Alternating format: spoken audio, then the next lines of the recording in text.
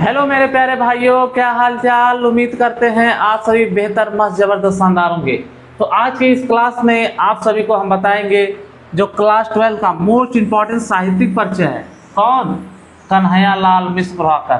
ठीक है, देखो ये जो फोटो दिख रहा है ये कन्हैया लाल मिश्र प्रभाकर जी हैं। देखो, जब आप क्लास 10th में जब पढ़ते थे तो उस टाइम पे आप सभी एक चीज़ नोटिस किया होगा, जिन कवियों का जीवन परिचय पढ़े थे उनके माता पिता बचपन में गुजर जाते थे। उनका जो जीवन था अत्यंत कठिन, मतलब बहुत कठिन तरीके से वो पढ़ लिख के वो क्या करते थे, काव्य की रचनाएं लिखते थे।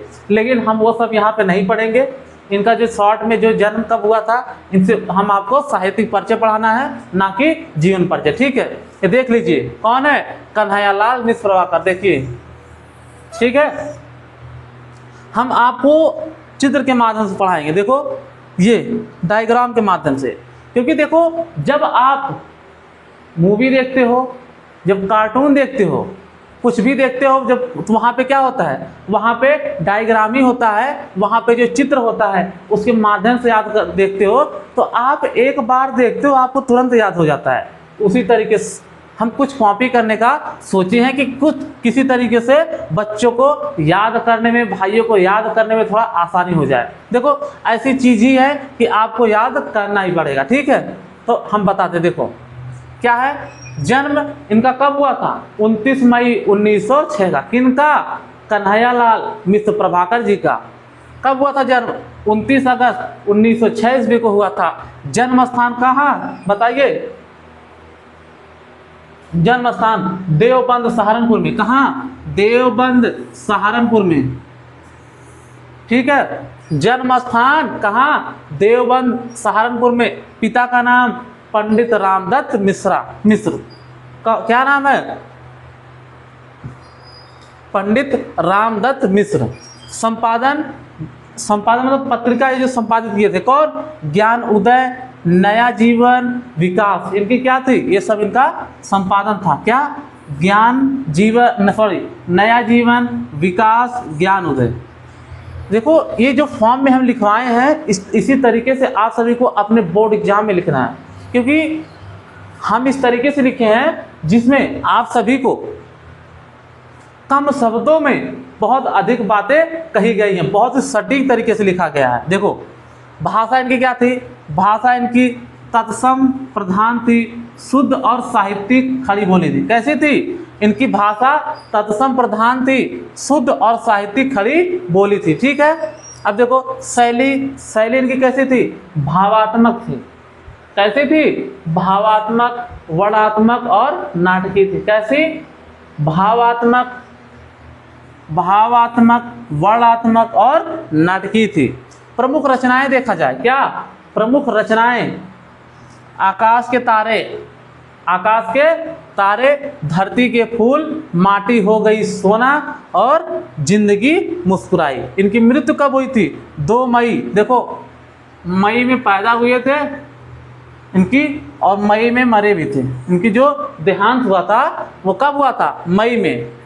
कब हुआ था? इनका जन्म कब हुआ था? 29 मई 1906 को। और इनकी मृत्यु कब हुई थी? 2 मई 1995 को। देखो कितना, इनका जन्म कब हुआ था? इनका जन्म 29 मई कब? 1906 को हुआ था। कहाँ हुआ था? देवबंद में। देवबंद कहाँ है? अरे भैया सहारनपुर में, यूपी 11 में। ठीक है, और फिर उसके बाद देखो इनकी मृत्यु कब हुई थी? मृत्यु इनकी 2 मई 1995 ईस्वी में हुई थी। कब? 1995,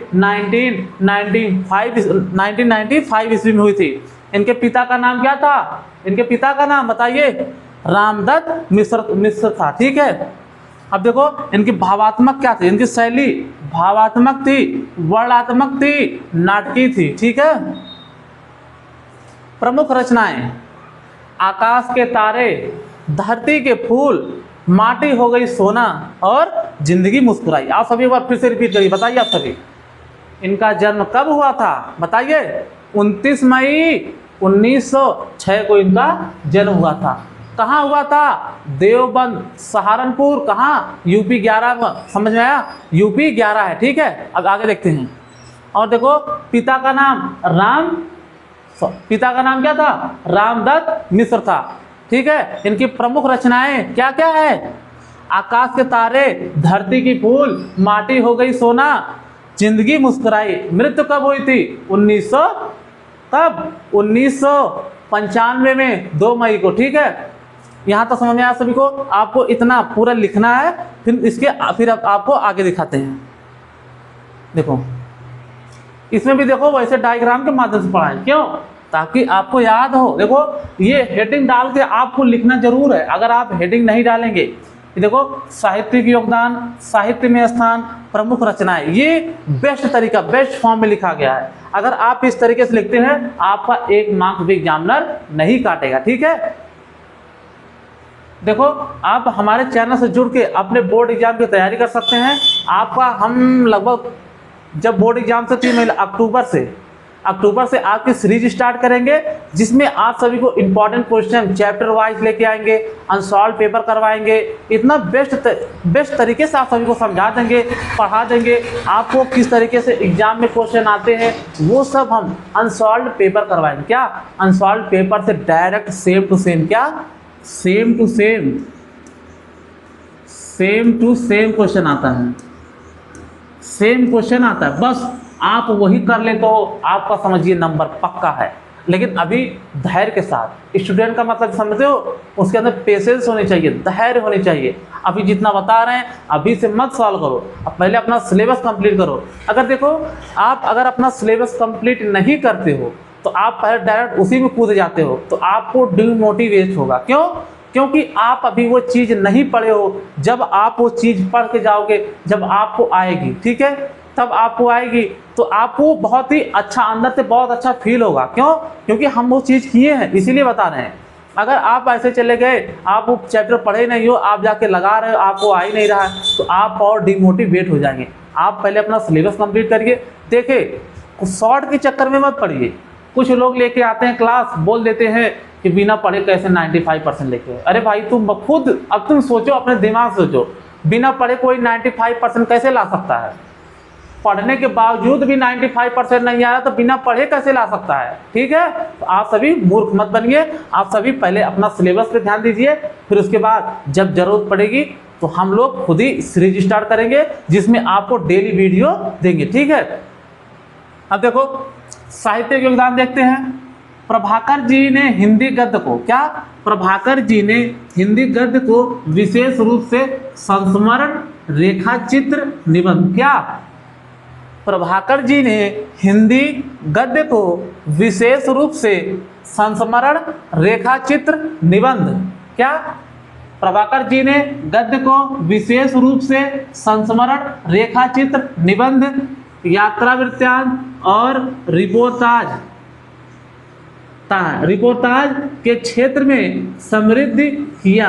उन्होंने ज्ञानोदय, क्या? ज्ञान उदय, नया जीवन और विकास जैसी पत्र पत्रिकाओं का संपादन भी किया। ठीक है, ये देखो ये सबसे बेस्ट तरीका है। ठीक है, इसी तरीके से आप पहले साहित्यिक योगदान ये भी हेडिंग डालिएगा, फिर दूसरी जब ये वाले कंप्लीट हो जाती है, साहित्य में स्थान। अब देखिए कन्हैयालाल मिश्र प्रभाकर हिंदी साहित्य के, क्या? हिंदी साहित्य के प्रमुख गद्यकार और श्रेष्ठ रिपोर्टाज लेखक माने जाते हैं। उनके साहित्य में राष्ट्र प्रेम, क्या? उनके साहित्य में, ये जो साहित्य लिखते थे, इनकी जो रचनाएं थी, उसमें क्या था? राष्ट्र का प्रेम इसमें सम्मिलित था। ठीक है, क्या बोला? देखो उनके साहित्य में राष्ट्र प्रेम, क्या? राष्ट्र प्रेम, मानवता, नैतिकता, ये मानवता को बढ़ावा देते थे, नैतिकता को, जो सामाजिक चेतना थी, समाज को जगाते थे। मतलब जगाने का मतलब जो सचेत करते थे, गलत क्या है, सही क्या है, ये सब इनके रचनाओं में देखने को मिलता है, का सुंदर समन्वय मिलता है। ठीक है, आप सभी यहाँ तक अच्छे से देख लीजिएगा, यहाँ तक लिख लीजिएगा 2 से 3 बार। देखो आप सभी बोर्ड एग्जाम दे रहे हैं, कंपटीशन की तैयारी नहीं कर रहे हैं, आप सभी लिखने की प्रैक्टिस करिएगा। क्यों? क्योंकि आप अगर देखो लिख के याद करते हैं तो सबसे बेस्ट तरीका है। मैं कोई चीज़ बताऊँ याद करने का, आप सभी पहले एक बार लिखो, जब आपको याद हो जाता अपनी आंख बंद करो। तो इमेजिन करो हमने फर्स्ट लाइन में क्या पढ़ा था, सेकंड लाइन में अभी देखो पढ़ा था पिछली क्लास में।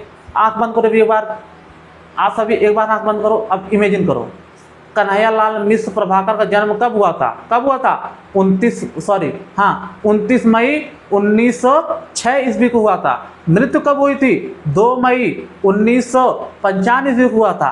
कहाँ हुआ था? सहारनपुर में। ठीक है, इसी तरीके से आप सभी एक बार पहले लिखा करिए, फिर उसके बाद आंख बंद करके इमेजिन करिए हमने क्या कहा, मन में अपने रिवाइज करिए हमने क्या लाइन। देखो आप क्या करोगे, जब आंख बंद करोगे तो वो जो पेज रहेगा, आप आंख बंद करोगे आपको सामने आएगा हमने क्या क्या पढ़ा था। इसी तरीके से याद करने का सबसे बेस्ट तरीका है। ठीक है, अब देखो प्रमुख रचनाएं, उनकी प्रमुख कृतियां जो हैं, इनकी जो प्रमुख रचनाएं, ये भी पूछ सकता है आपको। देखो साहित्य में जब आपको पहले 10 नंबर पूछा हिंदी साहित्य गद्य और पद्य से, ये भी याद रखिएगा, इसमें से पूछ सकता है। ठीक है, ये आपको साहित्यिक परिचय में लिखना जरूरी है। देखो आकाश के तारे, धरती के फूल, माटी हो गई सोना, जिंदगी मुस्कुराई, भूले बिसरे चेहरे, दीप जले शंख बजे। ये जो हम लिखाएं आप सभी को, ये सबसे बेस्ट तरीका है। क्योंकि देखो जब आप क्या लिखते हो, क्या बोलते हैं, निबंध जब लिखते हो तो उसमें मैक्सिमम देखो हेडिंग डाल के लिखते हो। हेडिंग क्यों डाल के लिखते हो? पहले जब बचपन में लिखते थे बिना हेडिंग का लिखते थे। जब चौथी 5वीं क्लास में पढ़ते थे, दूसरी तीसरी में, तो बिना हेडिंग का लिखते थे, एक ही बार में पूरा लिख देते थे। तो उसके बाद आप सभी 10th में आए, 9th में आए, क्यों हेडिंग डाल के लिखने लगे?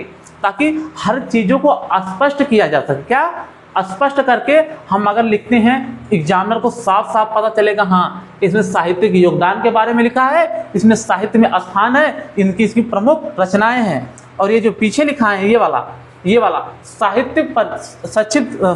संक्षिप्त परिचय है, ये सब इसी तरीके से आप सभी लिखते हैं तो आपको फुल मार्क्स मिलेगा। ठीक है, अगर आपको यह वीडियो अच्छी लगी हो, आप चैनल को सब्सक्राइब करके और 2-4 लोगों को शेयर जरूर करें।